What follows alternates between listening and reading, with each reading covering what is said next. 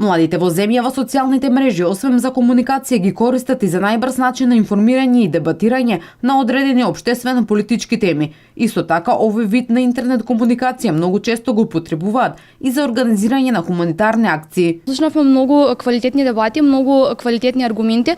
Најмногу се говореше за тоа дека социјалните мрежи во денешно време представуваат простор каде што младите најмногу го поминуваат своето време и како такви тие представуваат простор за комуникација и овозможуваат многу брзо ширење на информација, па со тоа и организирање на голем број на комунитарни акции и одредени други типови на здружувања каде што им помагаат на граѓаните полесно да можат да ги искажуваат своите ставови и мислења за разлика од телевизијата и радиото како одредени медиуми. Политичките теми се доста примамливи и причина за повеќе дебати на интернет од страна на младите. Најбрзите информации кои што се однесуваат во политика ги добиваат токму преку социјалните мрежи, а исто така истакнаа дека и сметаат дека информациите кои што се поврзани со политика, се наоѓаат на социјалните мрежи се поверодостојни за разлика од оние кои што се наоѓаат на телевизија и на радио.